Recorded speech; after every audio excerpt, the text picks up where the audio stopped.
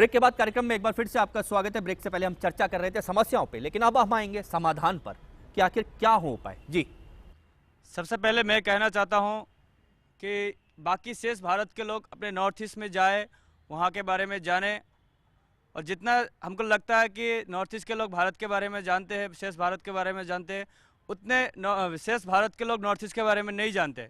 सबसे बड़ी समस्या हमको ये लगती है, यहाँ के लोग बाहर जाते हैं पर अपने नॉर्थ ईस्ट को घूमने नहीं जाते, देखने नहीं जाते, और इसके लिए वहाँ के लोगों को पहचान नहीं होने के कारण यहाँ बाकी शेष भारत में आने से वो लोग बाहर के लोग बोलते हैं विदेशी है, ऐसे है, मतलब ऐसी एक समस्या है। तो बस वहाँ में ज़्यादा से ज़्यादा अपनी प्रोफेशनल यूनिवर्सिटी, ऐसे कॉलेज वगैरह मतलब खोलना चाहिए जिससे ज़्यादा कल्चरल एक्सचेंज हो। जी, इधर से। नमस्ते, मेरा नाम राहुल ब्रह्मो है, मैं असम से हूँ। मेरा सेंस नॉर्थ ईस्ट में और पूरे इंडिया में सेंस होना है, तो मेरे तरफ से मैं यही बोलने के लिए हाजिर है। नॉर्थ ईस्ट के लोग सभी आतंकवादी और उग्रवादियों से भर्ती नहीं है, सभी लोग ऐसे नहीं है। और यहाँ के जो एजुकेशन लेवल अभी थोड़ी एजुकेशन सिस्टम सही हो। जी, आगे।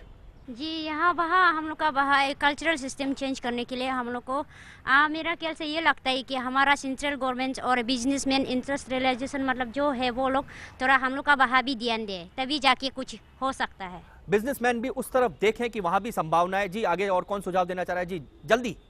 मेरा नाम हिरोजी जिडू हूँ और मैं असम से हूँ।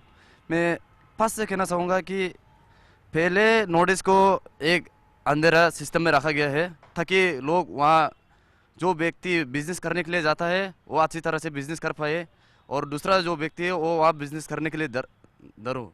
और सरकार भी ऐसा था कि वहाँ ये अंधेरा में रख के आसानी से झूठ बोल के हमारे वहाँ अपने आप को राजा बन के रह सके, वो ऐसे एक था।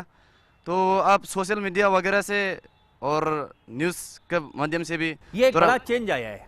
चलिए इधर उधर कोने में चलेंगे। जो भी यहाँ से पॉलिटिकल पर्सन या बिजनेसमैन जाते हैं उन लोगों को शहर से ज़्यादा गांव में विजिट करना चाहिए, क्योंकि शहर तो हर जगह में ज़्यादातर डेवलपमेंट हो जाते हैं लेकिन गांव में नहीं होते हैं।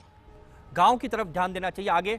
और मुझे ऐसे लगता है कि हमारा नॉर्थ ईस्ट में सबसे पहले एजुकेशन को तो आगे बढ़ाना चाहिए, तब हम डेवलप हो सकते हैं। एजुकेशन होगी तो हम सब डेवलप होंगे। जी, आगे। एजुकेशन के साथ कम्युनिकेशन जो रोड बनता है ना, वो सब भी सब डेवलप हो जाएगा वहाँ पर। जी, मेरा नाम शीतल चिले, मैं मणिपुर से हूँ। मेरे ख्याल से टूरिज्म को ज़्यादा देखना चाहिए, क्योंकि नॉर्थ ईस्ट में ज़्यादा चीज़ें वहाँ पे मिलती है। यहाँ पे सरकार इस टूरिज्म को, वहाँ के टूरिज्म को प्रमोट नहीं कर पा रही है, प्रमोट करना चाहिए। जी, मुझे लगता है कि एजुकेशन के बाद नौकरी जो मिलते हैं, मतलब सरकारी जो नौकरी मिलती है उसके लिए मतलब घूसखोरी बंद होना चाहिए। हम जितना भी ट्राई ना करें, इतना ट्राई करते हैं, पुलिस में जाते हैं, लेकिन रनिंग पास करने के बाद बोलता है ऐसा दो तभी रिटर्न पास होगा, नहीं तो नहीं होगा, तब क्या करेंगे? इसलिए घूसखोरी बंद होना चाहिए। और कोई सजेशन?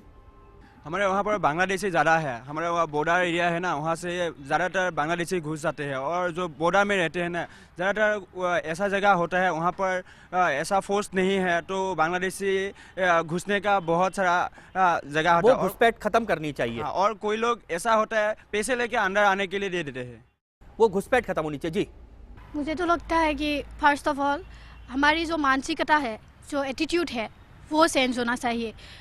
जो यहाँ का है और जो वहाँ का है, वहाँ का भी चेंज होना चाहिए और यहाँ का भी चेंज होना चाहिए, तभी डेवलपमेंट होगा, तभी उन्नति होगा, प्रगति होगा। चलिए, बिल्कुल बिल्कुल, बहुत अच्छी बात इन्होंने कही है। हमको पूरे हिंदुस्तान को माइंड सेट करना, अपना माइंड सेट चेंज करना पड़ेगा। जी, वहाँ जो ये मीडिया डेवलपमेंट होना चाहिए, और वहाँ जो है हिली एरिया है, माउंटेन्स एरिया है, और जो रिवर वैली है, जो उसको गवर्नमेंट ऑफ इंडिया उसको क्या करना है, डैम कंस्ट्रक्शन करना है ताकि उसमें एम्प्लॉयमेंट जो इंक्रीज हो। चलिए, इधर आगे से शुरू करेंगे। मुझे लगता है कि जो मेरी बहन ने कहा, कृष्णा ने, कि हमें हमारा मानसिकता, सबसे पहले मानसिकता चेंज करना चाहिए, उसके बाद कम्युनिकेशन। अगर ये दोनों चेंज हो जाएगा देन सब कुछ ठीक हो जाएगा। गजेंद्र जी, मानसिकता, कम्युनिकेशन, ये दो चीज़ें कह रहे हैं, लेकिन मुझे लगता है कि ये जो एक चेंज आने का बड़ा कारण मुझे जो एक दिख रहा है, इसमें मीडिया की भूमिका भी बहुत अहम रही। जो हम 10-15 साल में हमारा कम्युनिकेशन सिस्टम बना, मोबाइल, इंटरनेट, पूरी दुनिया एक होती गई, तो हमारा हिंदुस्तान भी धीरे धीरे एक हो गया।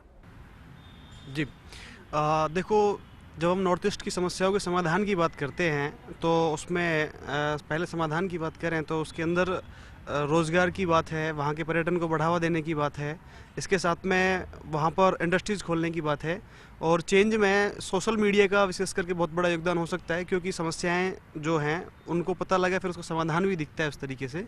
तो सोशल मीडिया इन सभी का रोल चेंज में हो सकता है। कैलाश जी, जो समाधान बहुत सारे आए हैं, सुझाव बहुत सारे आए, इनके बीच में एक बात जो आई थी माइंडसेट की बात जो इन्होंने कही थी, और दूसरी बात थी कि अब दुनिया बदल गई है।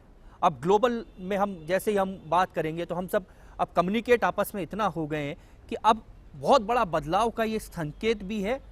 लेकिन फिर भी जो चीज़ों को, जो इन्होंने कहा कि बहुत सारी चीज़ें हैं जिनको, जो अपॉर्चुनिटी है वहाँ पर उनको गवर्नमेंट कभी भी खोल ही नहीं पाई। मुझे लगता है कि 3-4 काम तुरंत करने की ज़रूरत है। नंबर 1, सरकार को भी और मीडिया को भी वहाँ की जो सोशियो इकोनॉमिक प्रॉब्लम्स क्या हैं उसको एक तरह से सर्वे करके जाने और प्रायोरिटीज़ तय करें, नंबर 1। नंबर 2, वहाँ नेचुरल रिसोर्सेज बहुत हैं, तो नेचुरल रिसोर्सेज में जैसे एक छात्र ने कहा भी कि कार्डेमम वहाँ पर बहुत ग्रो होता है, तो ऐसे जो फॉरेस्ट बेस्ड जो चीज़ें हैं उनका कमर्शियल वो उपयोग बढ़े। उदाहरण के लिए बहुत सुंदर और बहुत महंगा फूल होता है ऑर्किड, और वो वहाँ पर खूब होता है, तो उसको यदि ठीक ढंग से और वो मार्केटिंग हो जाए तो वहाँ के यूथ को काम मिलेगा। तो फॉरेस्ट बेस्ड काम होंगे। ट्रेडिशनल वहाँ के परंपरागत ढंग से जो चलने वाले काम है कपड़े के और के, उनको बढ़ावा मिले, मार्केटिंग मिले। उदाहरण अच्छा यहाँ का है, जैसे खादी की थोड़ी सी मार्केटिंग हुई तो आज खादी का उपयोग करने वाले बहुत बड़ी संख्या में शहरों में भी लोग बढ़ गए।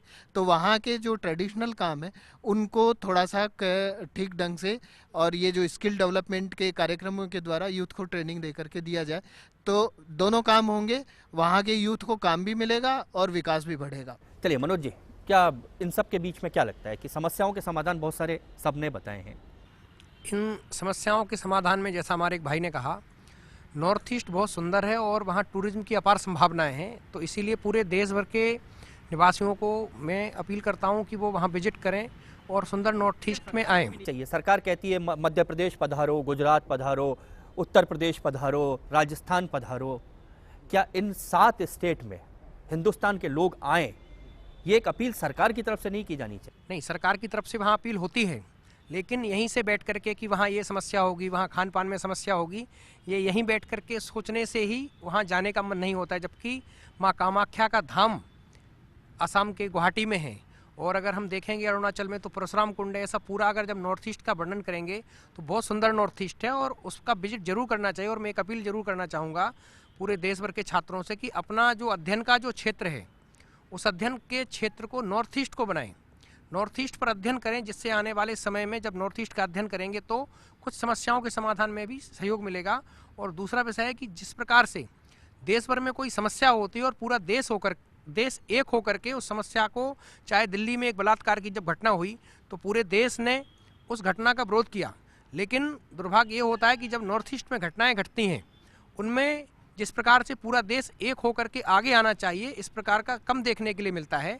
आने वाले समय में पूरा देश नॉर्थ ईस्ट के साथ खड़ा होगा तो वहाँ की जो समस्याएं हैं निश्चित रूप से उनका खुद ब खुद हल होंगी। ये एक बात जो इन्होंने कही है कि समस्याएं भी हैं, समाधान भी है, जरूरत है माइंडसेट बदलने की, और इस माइंडसेट को बदलना होगा, पूरे देश को खड़ा होना होगा उन 7 प्रदेशों के साथ जो इस देश का अभिन्न हिस्सा है, अभाज्य हिस्सा है और इस देश की धरती है।